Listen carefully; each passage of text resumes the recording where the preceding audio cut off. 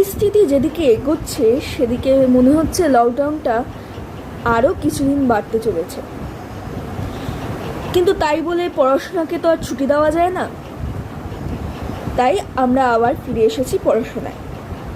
আজকে আমরা ক্লাস 8-এর শতকরা বা পার্সেন্টেজ সম্বন্ধে জানব।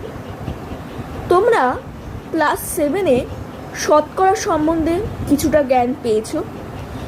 8-এ যে অঙ্কগুলো রয়েছে সেগুলো হচ্ছে তাদের থেকে একটু হায়ার স্ট্যান্ডার্ডে। তো সেই শতকরা তোমরা কি শিখেছো যে কিভাবে কোনো একটা পরিমাণ দিয়ে দিলে তার শতকরা কী করে বার করতে হয়, বা কোনো শতকরা দিয়ে দিলে তার কিভাবে পরিমাণটা বার করতে হয়। শতকরা মানে তোমরা জানো কোনো কিছুকে 100 ভাগের মধ্যে কত ভাগ সেই হিসেবে যদি প্রকাশ করা হয় তখন তাকে বলা হয় শতকরা বা পার্সেন্টেজ। শতকরার শব্দ বাংলা শব্দটার মধ্যে শত কথাটা আছে, আর শত মানে আমরা জানি 100। ঠিক একইভাবে পার্সেন্টেজে সেন্টেজ বা সেন মানে সেঞ্চুরি। তো আমরা এবার সেই শতকরা সম্বন্ধেই জানবো যে কি আরও নতুনত্ব রয়েছে আমাদের ক্লাস 8-এ। কিন্তু তার আগে সৌরভ গাঙ্গুলি সেই 100 সেঞ্চুরিটাকে আমরা মনে করে আমরা আমাদের পড়াশোনায় ফিরে যাব। শতকরা তোমরা যেমন জানো যে ওটা একটা পরিমাণকে 100 ভাগ ধরে করা হয়। এই শতকরা কিন্তু ক্লাস 8-9 পর্যন্ত কিন্তু তোমাদের অঙ্কেতেই থাকবে। তারপরে ভাবছো হয়তো আর থাকবে না, তারপরে এই শতকরা সব কিছুর মধ্যে থাকবে। তোমাদের অন্যান্য বিশেষ করে সায়েন্স যে সাবজেক্টগুলো রয়েছে সেই ক্ষেত্রেও কিন্তু শতকরা দরকার, প্রয়োজন হবে। তার শতকরা হচ্ছে এটা খুবই অত্যন্ত গুরুত্বপূর্ণ একটা পার্ট। তাই এই শতকরা বা পার্সেন্টেজের ব্যাপারটা কিন্তু আমাদের আগে থেকেই বুঝতে হবে এবং খুব ক্লিয়ার রাখতে হবে, যেহেতু তোমাদের 7-8-এ একদম বেসিক জিনিসটা রয়েছে। তাই জন্য আমি একবার জাস্ট তোমাদের একটু বলে দিচ্ছি। ধরো বললো যে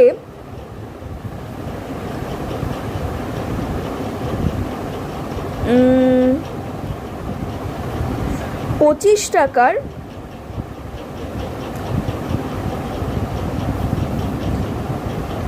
2 টাকা, তার শতকরা সাইন কি, পার্সেন্টেজ কত।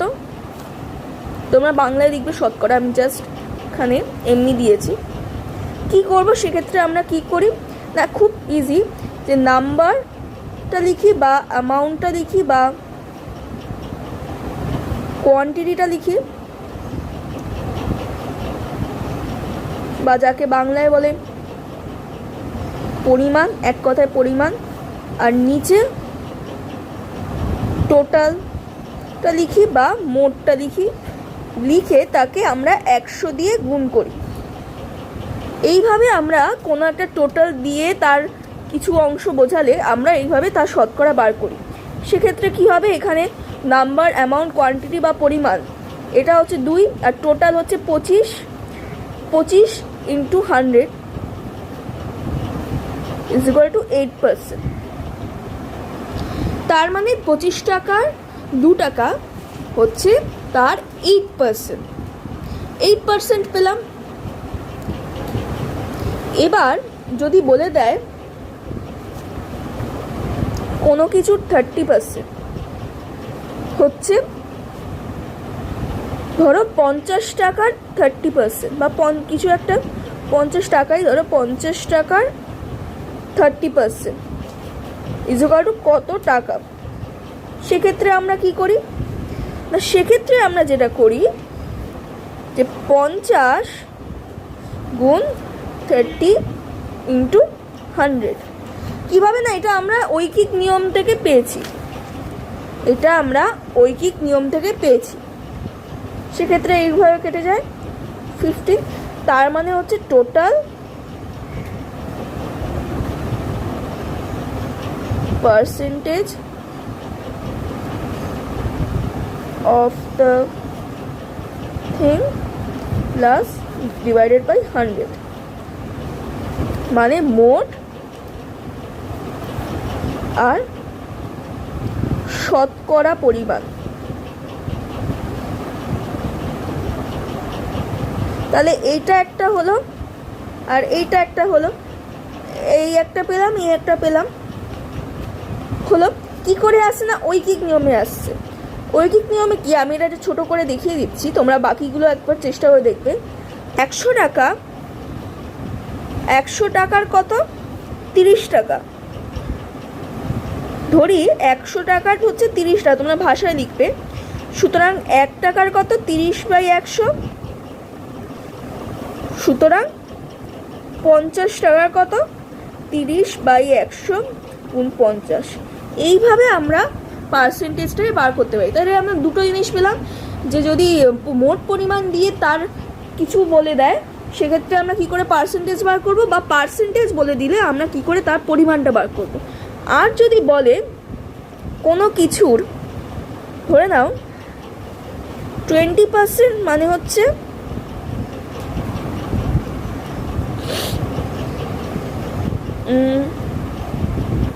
3 টাকা, আমি আর টাকায় বলছি, অন্য কিছু হতে পারে, মিটার, সেন্টিমিটার, যে কোনো ইউনিট হতে পারে। কোনো কিছুর 20% হচ্ছে 3 টাকা, তাহলে তার মোট পরিমাণ কত। এক্ষেত্রেও আমরা ঐকিক নিয়মে করতে পারি। 20% মানে হচ্ছে 30 টাকা, সুতরাং 1% কত 3/20, 100% কত 3/20 ইন্টু 100।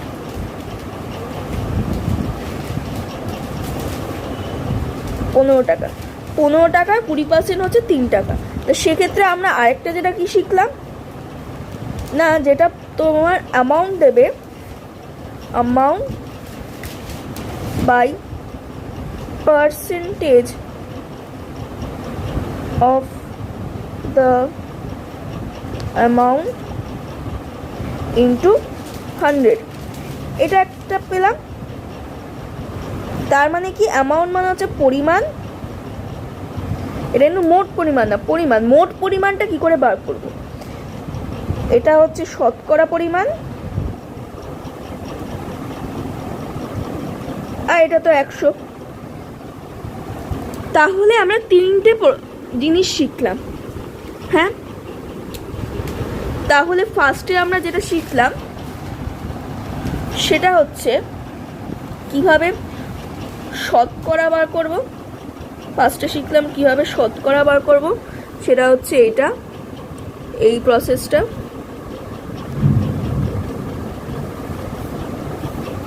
এই প্রসেসটা হচ্ছে কিভাবে শতকরা বার করব। এবার শতকরা দিয়ে দিলে কিভাবে পরিমাণ বার করব, সেটা হচ্ছে এই প্রসেসটা। এই প্রসেসটা যদি শতকরা দিয়ে দেয় কিভাবে পরিমাণ বার করব, আর যদি পরিমাণ আর সেই পরিমাণের শতকরা দিয়ে দেয় তাহলে মোট কিভাবে বার করব, সেটা হচ্ছে এইটা। এই কয়েকটা প্রসেস আছে, তোমাদের মাথায় রাখতে হবে। তোমরা সবচেয়ে ভালো, যদি তোমাদের অসুবিধা হয়, আমি যেভাবে ঐকিক নিয়মে যেভাবে দেখালাম তোমরা ঐকিক নিয়মে করতে পারো, ওটা হচ্ছে সবচেয়ে সহজ পদ্ধতি, এবং ওই পদ্ধতিতে করলে তোমাদের ভুল হবার সম্ভাবনা কম। তাছাড়া তোমরা যদি কেউ মানে তাড়াতাড়ি অঙ্ক করতে চাও তাহলে এগুলো দিয়েও করতে পারো। এছাড়া তোমাদের আর কি আছে না, এছাড়া আছে তোমাদের যেটা, ধরে নাও কোনো একটা কিছু, বাঁশ হোক বা কোনো একটা ইট হোক, টেবিল হোক, যাই হোক, তার ম্যাক্সিমাম ক্ষেত্রে বাঁশই আসে। 30% কোনো একটা কিছুর, ধরে নাও 30% বললো লাল রং, বাঁশের 30% হচ্ছে লাল রং, 20% হচ্ছে সাদা রং একটা বাঁশের।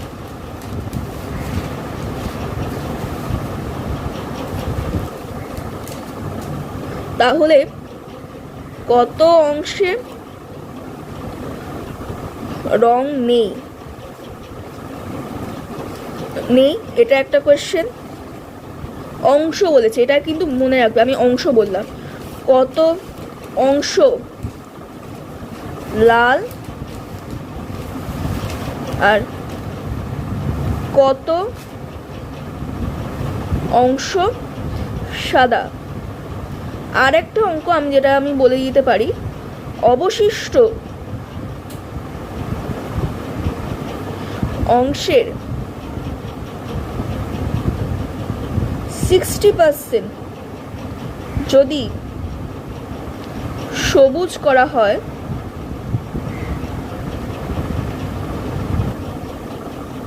তবে তা মোট বাঁশের কত অংশ।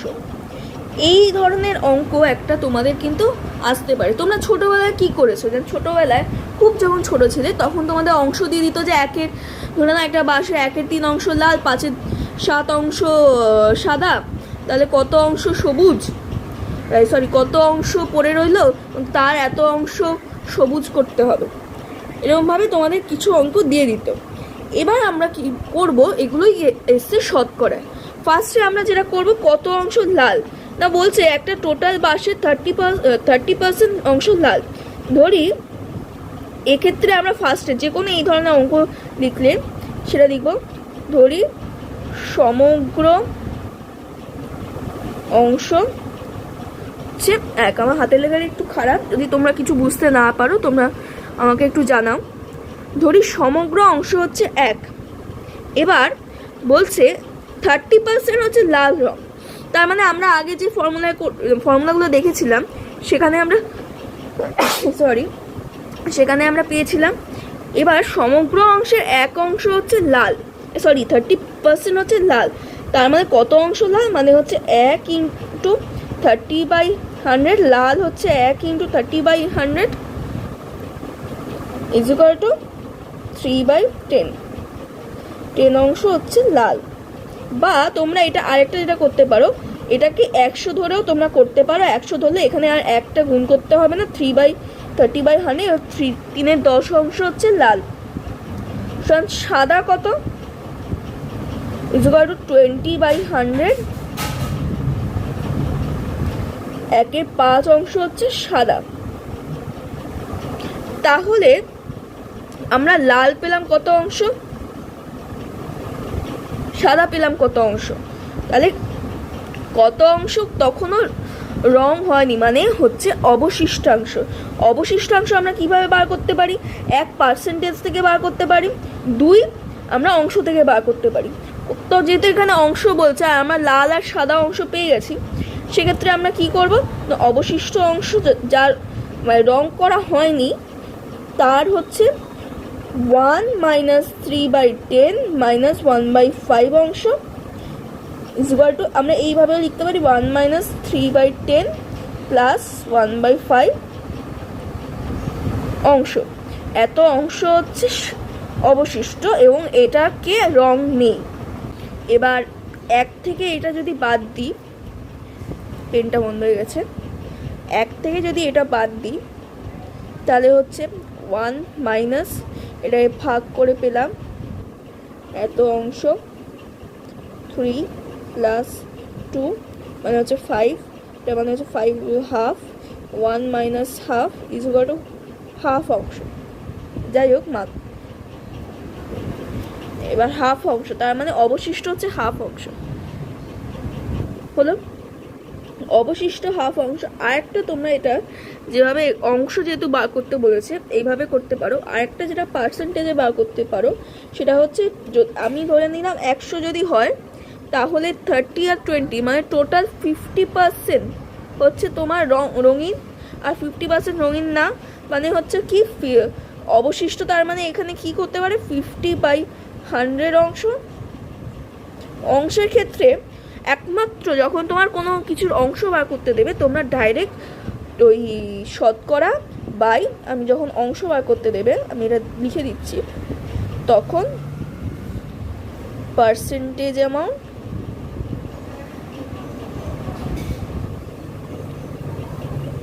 আর এটা হচ্ছে 100 করে নিলেই তোমরা পেয়ে যাবে। এটা হচ্ছে অবশিষ্ট অংশ। বোঝা গেল? তাহলে কিভাবে আমরা শতকরাতেও অবশিষ্ট অংশ বার করতে পারবো এবং ভগ্নাংশেতেও অবশিষ্ট অংশ বার করতে পারবো সেটা আমরা জেনে গেলাম। এবার বলছে অবশিষ্ট অংশে 60% যদি সবুজ হয়। আমরা পেলাম কি অবশিষ্ট অংশ হচ্ছে 50%। এবার 50%-এর তোমাদের অনেকে মনে হতে পারে যে 50%-এর 60% মানে 50 থেকে তো 60 বড়, তাহলে কী করে নেব না, এখানে কিন্তু একটা বিশেষ জায়গা আছে 50%-এর 60%। দ্যাট ডাজেন্ট মিনস দ্যাট সেই 60%টা মানে হচ্ছে 50%-এর থেকে বেশি বা ওই 100%-এর মধ্যে। 50%-এর 100% মানে হচ্ছে 50টাকে তখন আবার 100% ধরে, সেই 50টাকে 100% ধরে আমাকে শতকরা বার করতে। 50%-এর 60% মিনস 50% ইন্টু 60/100%। 50%-এর যখন এরকম ধরনের তোমাদের অঙ্ক আছে এক্সারসাইজের, 50%-এর যখন 60% বলবে বা কোনো পার্সেন্টেজ বলবে, সেক্ষেত্রে কিন্তু ওই পার্সেন্টেজের সাথে ওই পার্সেন্টেজের কত পার্সেন্ট সেটা আমাদের কিন্তু বার করে নিতে হবে। সেক্ষেত্রে এইভাবে আমরা করে নিলাম। আচ্ছা, এই জায়গাটা তোমাদের একটু মাথায় রেখে দিই। অংশ বলতে আমি যে পয়েন্টগুলো তোমাদের বলছি, সেই পয়েন্টগুলো তোমরা একটু বুঝে মাথায় রেখে দেখবে, করলে অঙ্কগুলো ইজি হচ্ছে। কিচ্ছু আহামরি পয়েন্ট না, তোমরা এটা ঐকিক নিয়মে যে আগেগুলো দেখালাম সেগুলো ঐকিক নিয়মে করলে, আর অংশটা যেটা আমি বললাম যে কোনো পার্সেন্টেজ অ্যামাউন্ট বাই 100 করে দিলেই হয়ে যাবে। তাহলে এটা হলো ভুল হয়েছে, এটা কেটে গেল, এটা কেটে গেল, তার মানে হচ্ছে এটা হচ্ছে 530। আমি আবার ভালো করে দেখাচ্ছি, 50 × 60/100, এটা কেটে গেল, মানে হচ্ছে 530, 30%। তার মানে সেটা হচ্ছে 30%, মানে টোটাল বাঁশের 30% অংশটা হচ্ছে তোমার সবুজ হবে। এখানে কি বলছে, কত অংশ অবশিষ্ট 60% যদি সবুজ হয়, তার মানে এই 30% হচ্ছে সবুজ হচ্ছে। তাহলে মোট বাঁশের কত অংশ তাহলে সবুজ হবে? কত অংশ সবুজ হবে না, এই 30/100 = 3/10 অংশ সবুজ হবে। আর বেরঙিন কত পারবে পড়ে থাকবে, যে এই 30 প্লাস এখানে আমি বললাম 30 আর 20 যোগ করলে 50, প্লাস এটার সাথে হচ্ছে 30% যোগ হবে, মানে 80% হচ্ছে তোমার রঙিন থাকবে। তার মানে 20/100 = 1/5 অংশ বেরঙিন থাকবে। তো এই ধরনের অঙ্কগুলো তোমাদের আরও আছে, আরও কিছু ধরনের অঙ্কগুলো রয়েছে তোমাদের যেটা খুব অসুবিধা হতে পারে, সেগুলো কিন্তু তোমাদের আমি দেখিয়ে দিচ্ছি। আর যেটা তোমাদের মাথায় রাখার খুব প্রয়োজনীয়, যে এই ধরনের অঙ্ক কিন্তু খুবই ইম্পর্টেন্ট। এবার আমি চেষ্টা করছি যাতে বেশ কিছু অঙ্ক যেগুলো খুব একটু টিপিক্যাল টাইপের, সেই অঙ্কগুলো তোমাদের দেখিয়ে দেওয়ার। আর যেটা আমি তোমাদের বলার, যে এই বইতে এই ধরনের অঙ্ক খুব সীমিত রয়েছে, তোমরা পারলে এগুলো একটু কেসিনাক বা টেস্ট পেপার, সবচেয়ে ভালো টেস্ট পেপার যেগুলো রায়ান মার্টিনের পাওয়া যায়, বা অন্যান্য ABTA WBTA, যাই হোক, ওই টেস্ট পেপারগুলো করলে তোমরা এই ধরনের প্রচুর অঙ্ক এক্সাম্পল পাবে। এগুলো কিন্তু খুব ইম্পর্টেন্ট অঙ্ক, পরীক্ষায় আসার মতো অঙ্ক। তো যেগুলো আমরা একটু এক্সারসাইজের দিকে যাই। আর যেটা তোমাদের রয়েছে সেটা আমি একটু ছোট্ট করে বলে দিই, যে ত্রৈরাশিক পদ্ধতিতে শতকরার অঙ্ক রয়েছে। ত্রৈরাশিক পদ্ধতি তোমরা, আমি জানি না তোমরা জানো কি না, তাও আমি ছোট করে বলে দিচ্ছি। ত্রৈরাশিক পদ্ধতি হচ্ছে, ত্রৈ মানে 3টে রাশিকে নিয়ে যে অঙ্কটা করা হচ্ছে সেটা হচ্ছে ত্রৈরাশিক অঙ্ক। ত্রৈরাশিক অঙ্ক কি না, আমরা দুটো ফাংশন বা দুটো রাশিকে নিয়ে কাজ করব যখন আরেকটা স্টিক থাকবে। যেমন ধরো তোমাদের একটা দিনের কিছু দিন বললো, দিন, অংশ আর লোক সংখ্যা।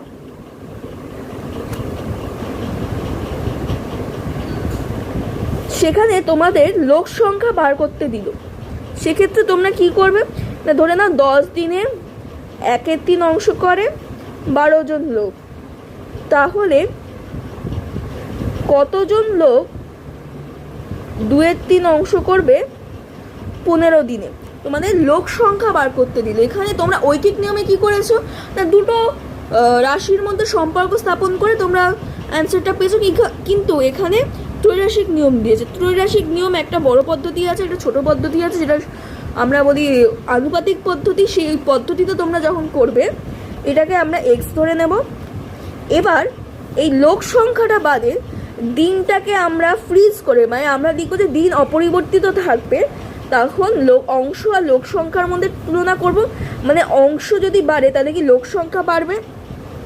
অংশ দিন তো ঠিক আছে, যত অংশ বাড়বে লোক সংখ্যা তত বাড়বে। আবার তার মানে অংশ আর লোক সংখ্যার মধ্যে কি সম্পর্ক না, অঙ্ক আর লোক সংখ্যার মধ্যে সমানুপাতি। সমানুপাতি মানে হচ্ছে এ যদি বাড়ে বিও বাড়বে, মানে একটা যদি বাড়ে আরেকটাও বাড়বে। আর ব্যস্তানুপাতি সম্পর্ক মানে হচ্ছে ও বাড়লে এ কমবে, সেটা আমরা জানি। সমানুপাতি আমি পারলে তোমাদের যদি মনে হয় যে না ত্রৈরাশিকটাও দেখানো দরকার, তোমরা আমাকে জানাবে, আমি তোমাদের আরেকটা ভিডিওতে আরও ভালো করে বুঝিয়ে দেবো। তো এটা তোমাদের মনে রাখবে, সমানুপাতি মানে দুটোই একসাথে বাড়বে, আর ব্যস্তানুপাতি মানে একটা বাড়লে একটা কমবে। এবার এই অংশটাকে যদি আমরা ফ্রিজ করে দিই তাহলে এই লোক সংখ্যা যদি বাড়ে তাহলে দিন কমবে, মানে একটা লোক যত দিনের কাজ করবে তার থেকে দুজন লোক সেই কাজটা, সেই পরিমাণ কাজটা আরও কম দিনে করবে। তার মানে এটার সাথে এটা ব্যস্তানুপাতি সম্পর্ক। তার উপর বেস করে আমরা অনুপাত তৈরি করি। যেমন সমানুপাতি হলে আমরা ধরি এ বি আর সি আর ডি যদি সমানুপাতি হয় তাহলে A is to B double is to বা equal C is to D হবে। আর যদি ব্যস্তানুপাতি হয় A is to B double is to D is to C হবে। যদি সমানুপাতি ব্যস্তানুপাতি, এটাই হচ্ছে পার্থক্য। তো এইভাবে ত্রৈরাশিকের অঙ্কগুলো করতে হয়। আর এটা মানে হচ্ছে A by B is equal to D by C. এইভাবে আমাদের সমস্ত ব্যস্তানুপাতি বা সমানুপাতি অঙ্কগুলো করা হয়, ত্রৈরাশিকের অঙ্কগুলো করা হয়। আমি যদি সম্ভব হয় আমি আরেকটা বলে দেবো। তো শতকরার অঙ্কগুলো কীভাবে ত্রৈরাশিক পদ্ধতিতে করতে হয় সেটা আছে।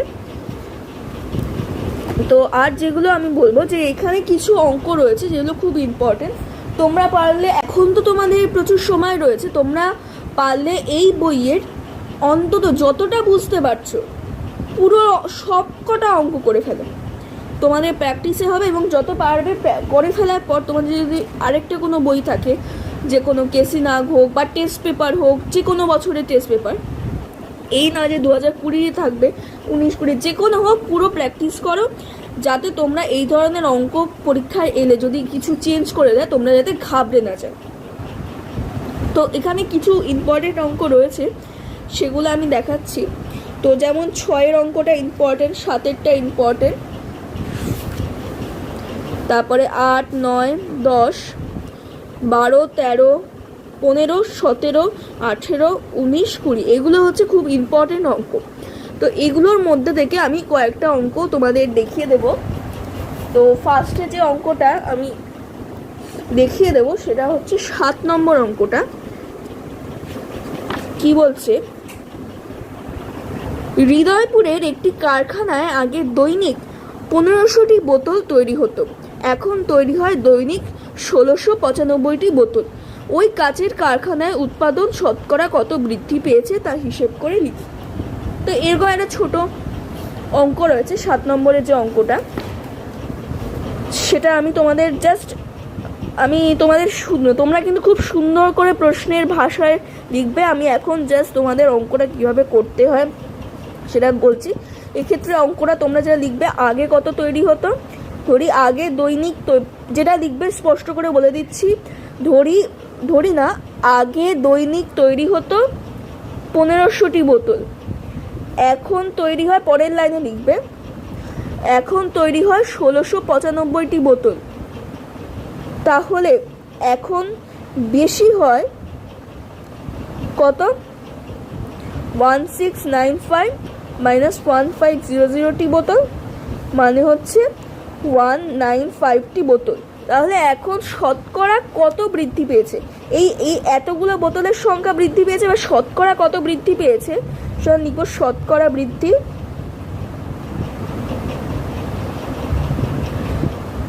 Is equal two 195। টোটাল হচ্ছে আমরা ধরো 1500টা। কেন বিকজ 1500 থেকে বৃদ্ধি পেয়ে এটা হয়েছে, 1500 থেকে বৃদ্ধি পেয়েছে, মানে 1500টা হচ্ছে টোটাল, ওখান থেকে বৃদ্ধি পেয়ে হয়েছে এটা। যার থেকে বৃদ্ধি পাচ্ছে বা যার থেকে কমছে সেক্ষেত্রে সেটাকেই আমরা টোটাল ধরব। ধরে এখানে লিখলাম 1500 ইন্টু 100, এটা শতকরা বৃদ্ধি, পার্সেন্টেজ সাইন। এরপরে কি হবে না, এই 195কে 15 দিয়ে ভাগ করলে হয় 1330, তাহলে শতকরা বৃদ্ধি কত না 13%। তো এই ধরনের অঙ্কগুলো তোমরা পাবে আরও বেশ কিছু, বইটা একটু বন্ধ হয়ে গেল, এই ধরনের অঙ্কগুলো পাবে। তার আগে একটা অঙ্ক আছে, ওই অঙ্কটা তোমরা একবার ট্রাই করবে, ঠিক ওই অঙ্কটার মতোই এই অঙ্কটা। সাধারণ এই অঙ্কটা আগে আমরা একবার করে নিই, তারপরে আমি কি করে ওই 6 নম্বরের অঙ্কটা করতে হয় আমি হিন্ট দিয়ে দেবো। সাধারণ বায়ুতে নাইট্রোজেন, অক্সিজেন ও কার্বন ডাই অক্সাইড গ্যাসের পরিমাণ যথাক্রমে 75.6%, 23.04% ও 1.36%। 25 লিটার বায়ুতে কোন গ্যাস কতটুকু আছে হিসাব করে লিখি। এখানে এবার তোমরা নতুন যে জিনিসটা শিখছো সেটা হচ্ছে পয়েন্টে শতকরা, সেরকম কিছু আহামরি না, আমি তোমাদের দেখিয়ে দিচ্ছি আর তারপরে তোমরা সেটা শিখতে পারবে। তো নাইট্রোজেন আছে কত পার্সেন্ট না 75.6%, অক্সিজেন আছে কত পার্সেন্ট 23.04%, আর কার্বন ডাই অক্সাইড কত আছে না 1.36%। তাহলে 25 লিটার বায়ুতে কোন গ্যাস কতটুকু আছে? কিচ্ছু না।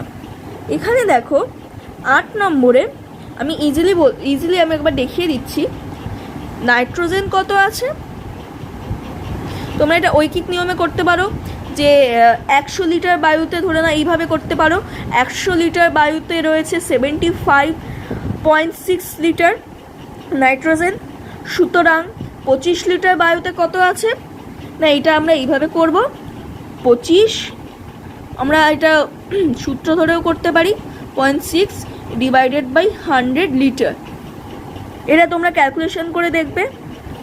তারপরে হচ্ছে অক্সিজেন, অক্সিজেনে কত আছে, এটা হচ্ছে 25 গুণ 23.04 ডিভাইডেড বাই 100।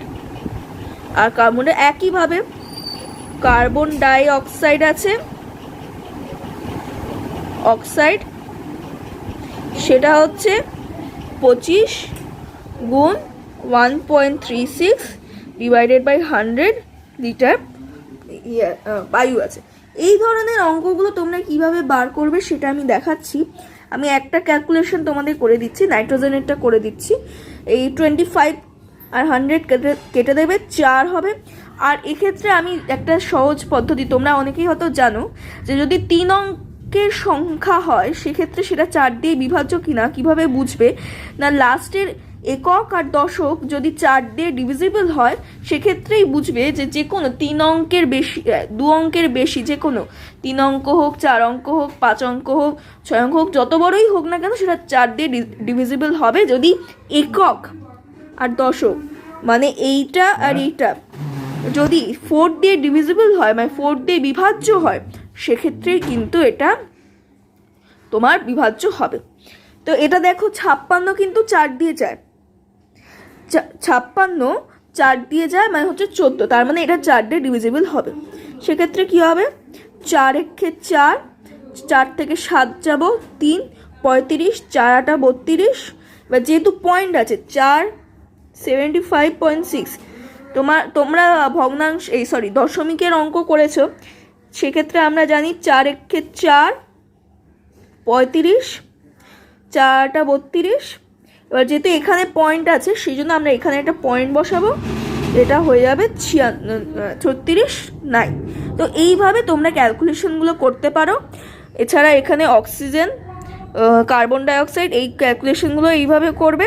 এটা অক্সিজেনটাও 4 দিয়ে যাবে, 4 দিয়ে ডিভাইড করলে হবে হচ্ছে 5 পয়েন্ট, আমি মুখে মুখে করার চেষ্টা করছি, 5.06 7.2 এরকম কোনো একটা অ্যান্সার হবে, 5.72 এটা। আর এটা তোমরা সেই একইভাবে 4 দিয়ে ডিভাইড করলে হবে 3.9, এরকম কিছু একটা অ্যান্সার হবে। 0.39, সরি 0.39, কারণ কি এখানে 1 আছে, 1 তো 4 দিয়ে ডিভাইড করা যাবে না, সেক্ষেত্রে 0.39 করে এই অঙ্কগুলো তোমাদের চলে আসবে। এরপরে এই ঠিক সেমভাবে তোমরা এই 6 নম্বরের অঙ্কটা করবে। এখানে বলছে 2:1 অনুপাতে আছে জলের মোট পরিমাণে হাইড্রোজেন ও অক্সিজেনের শতকরা কত, কিচ্ছু না, আনুপাতিক ভাগ হার, মানে 2+1 করে দেখবে 3, তার মানে জলে হাইড্রোজেন আছে 2/3 অংশ আর অক্সিজেন আছে 1/3 অংশ, মানে যেহেতু 2+1 = 3, তার জন্য আনুপাতিক ভাগ হার 2+1 3, H2 মানে হাইড্রোজেন, তোমরা হাইড্রোজেন পুরোটাই লিখবে 2/3, আর O2 হচ্ছে 1/3। এবার এটার সাথে তোমরা 100 গুণ করে দিলেই, এটার সাথে 100 গুণ করে দিলেই তোমরা জলে কত পার্সেন্ট আছে সেটা পেয়ে যাবে। এটা হচ্ছে তোমাদের 6 নম্বরের অঙ্ক। করে তোমাদের কত অ্যান্সার আসছে এই 6 নম্বর আর 8 নম্বরের ক্ষেত্রে সেটা তোমরা আমাকে কমেন্ট করে জানাবে। এরপরে আরও কিছু আছে, এই অঙ্কটা তোমাদের খুব ইম্পর্টেন্ট, যে তৃষা বা যে কোনো XYZ মিলনদার বইয়ের দোকান থেকে একটি বই কিনলো। মিলন দাদা বইয়ের উপর লেখা দামের উপর পর্যায়ক্রমে, মানে পরপর 10% ও 5% ছাড় দিলেন। বইটির উপর লেখা দাম 200 টাকা হলে তৃষা মিলনদাকে কত টাকা দিয়েছিল? ফার্স্টে তোমরা যেটা করবে, বইয়ের দাম লেখা ছিল, হচ্ছে 200 টাকা। ফার্স্টে কত টাকা ছাড় দিল না, ফার্স্টে দিল 10%, পরপর 10% ও 5% ছাড় দিল। আবার বলছি পরপর, এই না যে টোটাল 15% ছাড় দিল, এটা কিন্তু না, পরপর, মানে ফার্স্টে 200 টাকার উপর 10% ছাড় দিল, তারপরে যেটা বেরোলো, মানে 10% ছাড় দিয়ে পড়ে রইলো 90%, সেই 90% মানে 10% ছাড় দিলে যত টাকা পড়ে থাকে বা যত টাকা দিতে হতো তার 5% ছাড় দিল। মানে এর যদি দাম 200 টাকা হয়, 10% ছাড়, মানে 10% আমাকে দিতে হবে না, তার মানে আমাকে কত দিতে হবে, 100 - 10% = 90%। সুতরাং 200 টাকার 90% হচ্ছে 200 × 90/100 = 180 টাকা। মানে ওকে 180 টাকা দিতে হতো, কিন্তু যেহেতু বলছে পরপর 10% ও 15% ছাড় দিল, তার জন্য কি হবে না, এটার উপরে 180টার ওপর তোমার 5% ছাড় পড়বে, 5/100, 180টার উপর 5% ছাড় পড়বে। এবার 5% ছাড় দেওয়ার, তার মানে কি, বইয়ের দামটা তখন কি হবে, যদি আমাকে 100 টাকা দিতে হতো 5 টাকা কম করে আমাকে দিতে হচ্ছে এখন 95%। সেক্ষেত্রে এটা কাটাকুটি করে একটা যেটা অ্যান্সার হবে, যথাসম্ভব 5 দিয়ে গেলে 2, 5 দিয়ে গেলে 1, 19, বা লং লাস্টিং পেনে কালি শেষ হয়ে গেল। এটা হচ্ছে কার, ফোর্ডের পেন, যেটা আমি গত 2 মাস ধরে ব্যবহার করার পর কালি শেষ হলো। এটার দাম হচ্ছে 3 টাকা কিংবা 2.5 টাকা, যাই হোক। তো মোটামুটি আমার কাছে আরেকটা পেন রেডি আছে। তো 19 হলো, আর এটা হচ্ছে 9। এবার তাহলে ওর টোটাল দিতে হলো ওকে 171 টাকা।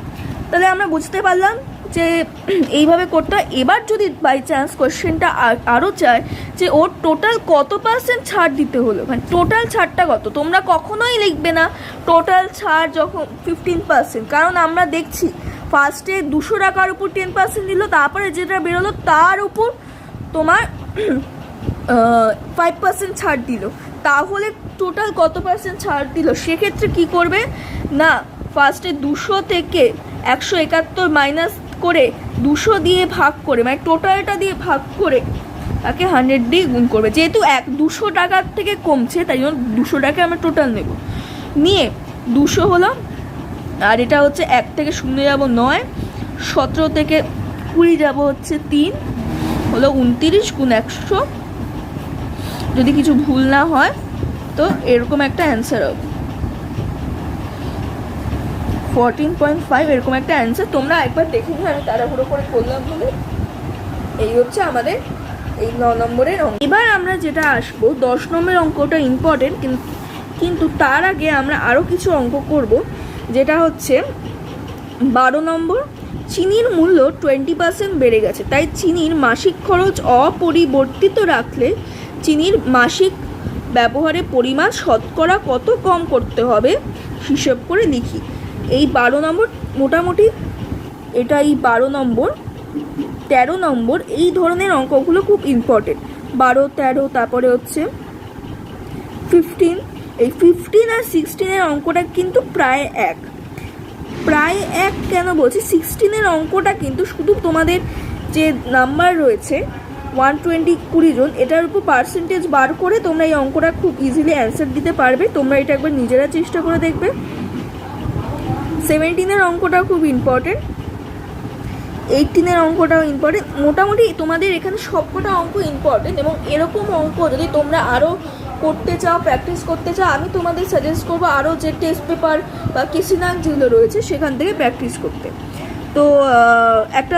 তো 10 নম্বরটা যদি আমরা দেখি, 10 না 12, চিনির মূল্য 20% বেড়ে গেছে, তাই চিনির মাসিক খরচ অপরিবর্তিত রাখতে চিনির মাসিক ব্যবহারের পরিমাণ শতকরা কত পরিমাণ করতে হবে। আগে ধরি আমাদের 100 টাকা, ধরি 100 টাকা চিনি লাগতো, এটা আমরা 12 নম্বরের অঙ্কটা করছি। 100 টাকা চিনি লাগতো,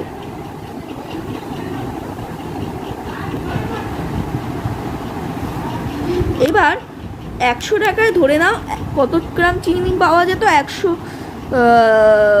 100 গ্রাম চিনি বা 1 কেজি চিনি, যা হলো ধরে নিতে পারো।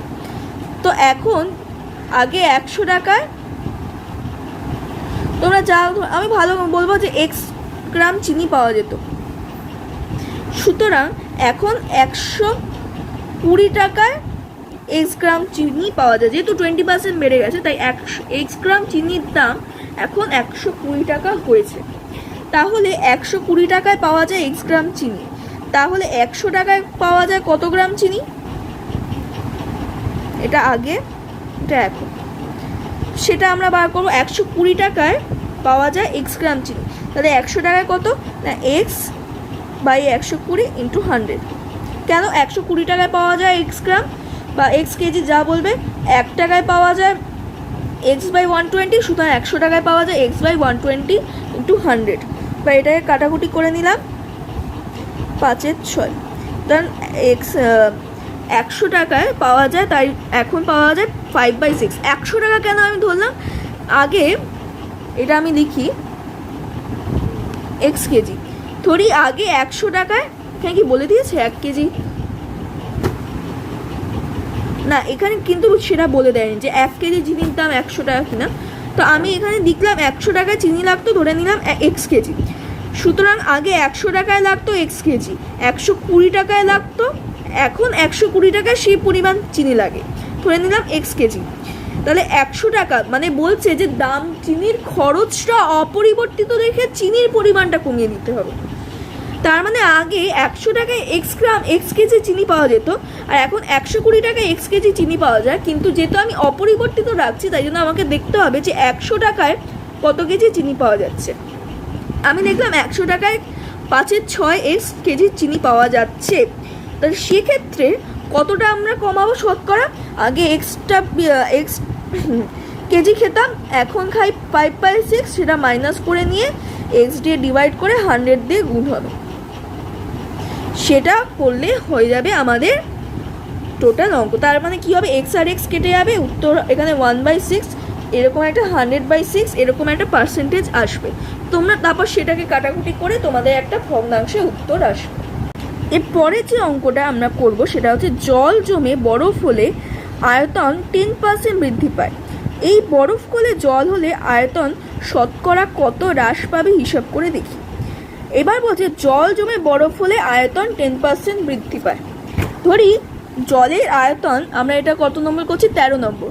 জলের আয়তন যদি 100 ইউনিট বা 100 একক হয় বা একক, তাহলে সে বরফ হলে তার আয়তন কত হবে? 110। আচ্ছা, এটা লিখবে কিউবিক ইউনিট। হ্যাঁ, কারণ কি আয়তনের একক হচ্ছে ঘন একক। ঠিক আছে, এটা আমি একটা ভুল করলাম, তোমরা কিন্তু এটা ঠিকঠাক লিখবে যে কিউবিক ইউনিট বা ঘন একক।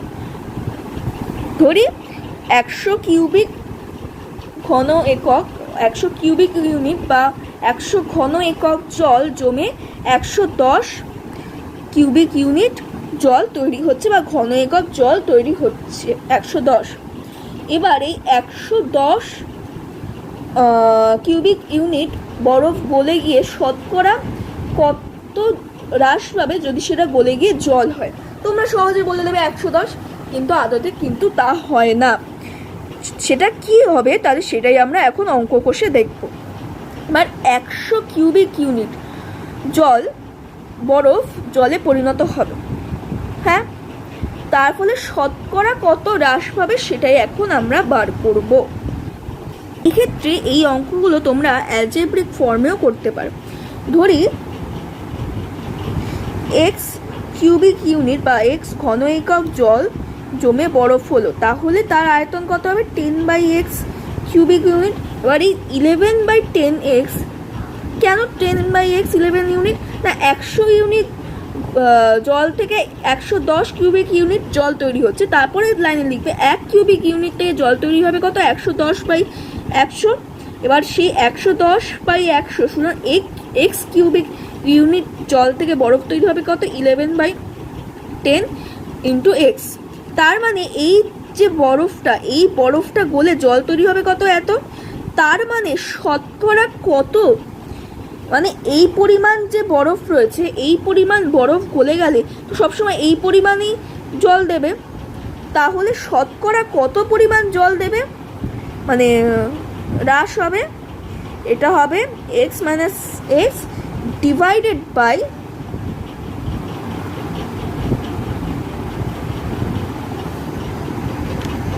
উল্টো দিক দিয়ে ভাববো, এটা নিচে কত হবে? বা 10/x। কারণ কি বলছে? বরফের থেকে কতটা আয়তন হ্রাস পাচ্ছে। বরফের আয়তন ছিল কত? এত, এখান থেকে হ্রাস পেয়ে হলো এত, তাহলে বরফের আয়তন কতটা হ্রাস পাচ্ছে সেটা আমরা বার করব। সেক্ষেত্রে কি হবে? 11x - 10x/10, বা যেহেতু এটা ভাগ আছে তাই জন্য উল্টে যাচ্ছে, 10/11x ইন্টু 100। এটাকে আমরা ব্র্যাকেটের মধ্যে রাখি। তার ফলে কি হবে? x/10, 10 আর 10 এখানে কেটে গেল, x/11 ইন্টু 100, 11x, x আর x কেটে গেল, আর 100/11, 9 এত পার্সেন্ট বরফ কমে। তার মানে কি হলো না, আমরা ধরে নিলাম x ইউনিট জল থেকে জল জমে বরফ হলো, তার ফলে কত কিউবিক ইউনিট বরফ হলো? না 11/10x। কি করে হলো? না 100 কিউবিক ইউনিট বা 100 ঘন একক জল থেকে 110 কিউবিক আইস বা বরফ তৈরি হলো। এবার এক্স থেকে কত হবে? না 1 থেকে 100 থেকে হলে 110, 1 থেকে হলে 110/100, আর এক্স থেকে হলে 11/10 ইন্টু এক্স কিউবিক ইউনিট। 0 আর 0 কেটে দিলাম। সুতরাং তাহলে বরফ থেকে যখন জল হচ্ছে শতকরা কত হ্রাস হচ্ছে? না এটার থেকে তখন আমরা এক্স বিয়োগ করে এটাকে মোট ধরে ইন্টু 100 করব, কাটাকুটি করে হচ্ছে 9 পূর্ণ 1/11 বা 9 1/11। এই হচ্ছে আমাদের অঙ্ক। হাতে আর সময় বেশি নেই, তো এরপরে যেটা আমরা যাব সেটা হচ্ছে নাম্বার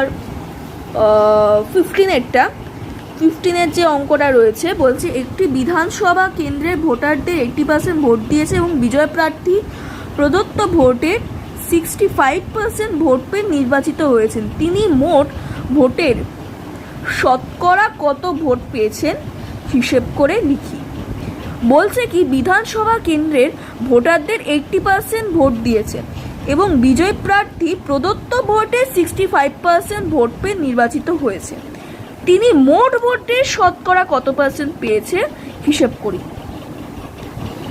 মানে এই যে 80% ভোট দিয়েছে তার 65% ভোটের তিনি বিজয়ী হয়েছে, মানে 5%-এ 65%, তার মানে 80%-এর মধ্যে কত, is equal two 80 into 65/100% vote তিনি পেয়েছেন। এবার এটাকে আমরা কাটাকুটি করব।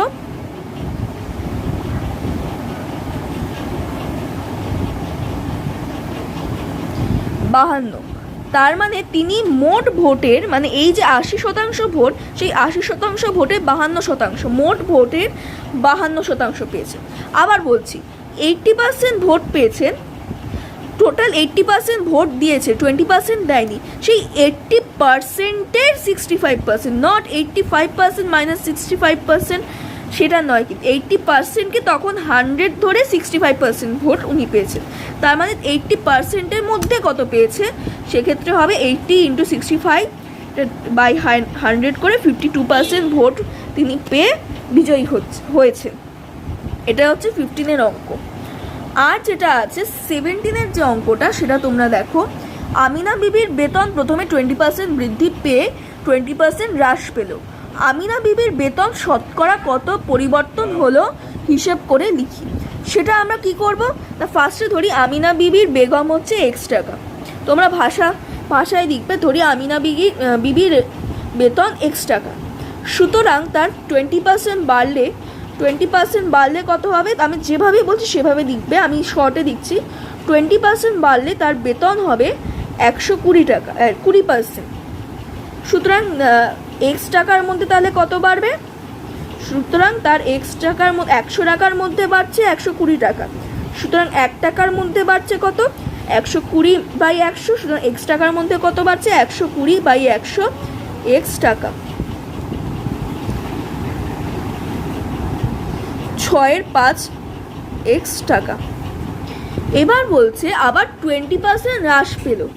এবার 6/5 X-এর 20% হ্রাস পেল। 20% যদি এটা প্লাস হচ্ছে, যদি হ্রাস পায় তাহলে মাইনা কত হবে, 20% হ্রাস পেয়ে মাইনা হলো 80%। সুতরাং X টাকার ক্ষেত্রে X না, তখন মাইনা হয়ে গেছে 6/5 X টাকা, সেই 6/5 X টাকার 80%, মানে 6/5 X-এর থেকে 20% কমে গেল, নট X-এর থেকে কমলো, 6/5 থেকে X-এর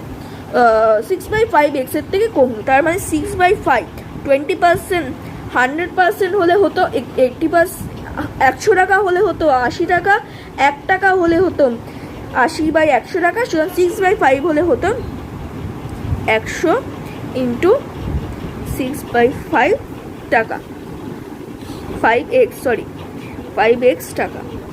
এবার এটাকে কাটাকুটি করে নেব।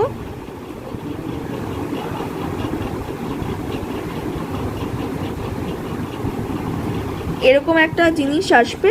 এবার আমরা এর শতকরা কত কমলো সেটা যখন বার করব, কি করব না, আমরা দেখতে পাচ্ছি যে 24/25, তার মানে এটা একটা ধারণা করতে পারি যে এটা 1-এর থেকে কম, দ্যাট মিনস এটা X-এর থেকে কম, কারণ X মাইনাস 24/25/X। এবার আমরা টোটাল কোনটাকে ধরবো না, X-টাকে টোটাল ধরবো, X, তার মানে ওনার বেতনের পরিবর্তন যেহেতু চেয়েছে, ওনার বেতন আমি X ধরেছি, সেটাকে দিয়ে 100 দিয়ে গুণ করব, করে যেটা অ্যান্সার হবে সেটাই হচ্ছে আমিনা বিবি শতকরা হ্রাস পেল। আর যেটা আছে তোমাদের, আরেকটা হাতে বেশি সময় নেই, আমি 18 নম্বরের অঙ্কটা তোমাদের দেখিয়ে দেবো। 18 নম্বরের অঙ্কটার মতোই 18 না 19 নম্বরের অঙ্কটা আমি দেখিয়ে দিচ্ছি, ওটা একটু বেশি কঠিন। 19-এর অঙ্কটার মতোই 18 আর 10-এর অঙ্কটা, মানে 19-এর অঙ্কটার মতোই 18 আর 10-এর অঙ্কটা তোমরা করবে। 19 নাম্বার কি বলছে, ঘরের দৈর্ঘ্য, প্রস্থ এবং উচ্চতা যথাক্রমে, দৈর্ঘ্যটা লিখি 15 মিটার, প্রস্থ হচ্ছে 10 মিটার এবং উচ্চতা হচ্ছে 5 মিটার। যদি দৈর্ঘ্য, প্রস্থ এবং উচ্চতা প্রত্যেকটি 10% বৃদ্ধি করা হয়, তবে 4 দেওয়ালের ক্ষেত্রফল শতকরা কত বৃদ্ধি পাবে। দৈর্ঘ্য মানে হচ্ছে লেন্থ, ব্রেথ অ্যান্ড হাইট। দৈর্ঘ্য হচ্ছে 15 মিটার, দৈর্ঘ্য বা লেন্থ, প্রস্থ হচ্ছে 10 মিটার, প্রস্থ হচ্ছে ব্রেথ, আর উচ্চতা বা হাইট হচ্ছে আমি এটা শর্টে লিখছি, তোমরা যখন লিখবে ভাষায় লিখবে 5 মিটার। এরা বলছে প্রত্যেক দৈর্ঘ্য প্রস্থ উচ্চতার প্রত্যেকটি 10% বৃদ্ধি করা হয়, তবে 4 দেওয়ালের ক্ষেত্রফল শতকরা কত বৃদ্ধি পাবে। 4 দেওয়ালের ক্ষেত্রফলের আমরা ফর্মুলা কি জানি? 4 দেওয়ালের ক্ষেত্রফল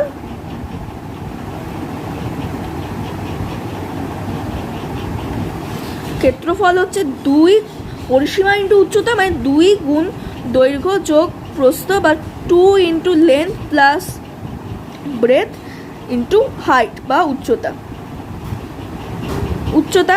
সেই হিসেব করে আমরা দৈর্ঘ্য প্রস্থ পেয়ে যাবো 10 + 15, আমি একটু উল্টো হয়ে গেল, 10 গুণ 25 = 250, যদি ভুল না হয় তো। এটা হচ্ছে স্কোয়ার মিটার বা বর্গমিটার হলো দেওয়ালের ক্ষেত্রফল, তার মানে বাড়ানোর আগে ছিল হচ্ছে এত। এবার দৈর্ঘ্য প্রস্থ উচ্চতা তিনটেই 10% বৃদ্ধি করা হচ্ছে, সেক্ষেত্রে তাহলে কি হচ্ছে? দৈর্ঘ্য প্রস্থ উচ্চতা 110 হয়ে যাচ্ছে, 10% বৃদ্ধি করা হলে হচ্ছে 110%। সুতরাং সেক্ষেত্রে তখন দৈর্ঘ্য হচ্ছে কত? দৈর্ঘ্য হচ্ছে তোমার 110/100 ইন্টু 15। প্রস্থ কত হচ্ছে? 110/100। এটা মিটার লিখবে, ইউনিটগুলো অবশ্যই লিখবে, আমি যদি কোনোটা ইউনিট মিস করে যাই তোমরা কিন্তু করবে না। মিটার আর উচ্চতা হচ্ছে 110/100 ইন্টু 5 মিটার। এবার আমরা এখানে কাটাকুটি করে দেখব কত হচ্ছে। এটা তো 11 হয়ে গেল, 2 5 দিয়ে গেল 3 2, তার মানে দৈর্ঘ্য হচ্ছে কত? 2/3 33, প্রস্থ কত হচ্ছে 11, আর উচ্চতা যদি আমি ভুল না হই তাহলে 11/2, এগুলো মিটার। এবার 4 দেওয়ালের ক্ষেত্রফল কত না? 2 ইন্টু দৈর্ঘ্য যোগ প্রস্থ, মানে 2 ইন্টু 33/11 ইন্টু 11/2, এখানে 2 and 2 কেটে গেল, স্কোয়ার মিটার। তার মানে স্বভাবতই আমাদের যেহেতু 10% করে বাড়ানো হচ্ছে, এদের প্রস্থগুলোও বাড়বে, এদের প্রস্থ দৈর্ঘ্য উচ্চতা এগুলো বাড়বে, তার মানে এদের ক্ষেত্রফলও বাড়বে। কি করব না, এই যে ক্ষেত্রফল যেটা বাড়লো, এটার থেকে ফার্স্ট যে ক্ষেত্রফল ছিল 250, সেটা বিয়োগ করে 250 দিয়ে ভাগ করে 100 দিয়ে গুণ করলে যেটা শতকরা আমরা পারবো, মানে যেভাবে আমরা শতকরা বার করা শিখেছি, সেটাই হচ্ছে আমাদের শতকরা মোট বৃদ্ধি শতকরা। কি করব আমি আবার বলে দিচ্ছি, এই যে ক্যালকুলেশনটা করে যে অ্যান্সারটা বেরোবে সেটা তোমরা নিজেরা করবে। ক্যালকুলেশনটা করে যে অ্যান্সারটা বেরোবে সেটার থেকে ফার্স্টে যেটা ছিল বাড়ানোর আগে 250, ওটা বিয়োগ করে ওটাকে আমরা 100 দিয়ে গুণ করব আর 250 দিয়ে ভাগ করব। মানে কি করবে না, বর্ধিত ক্ষেত্রফল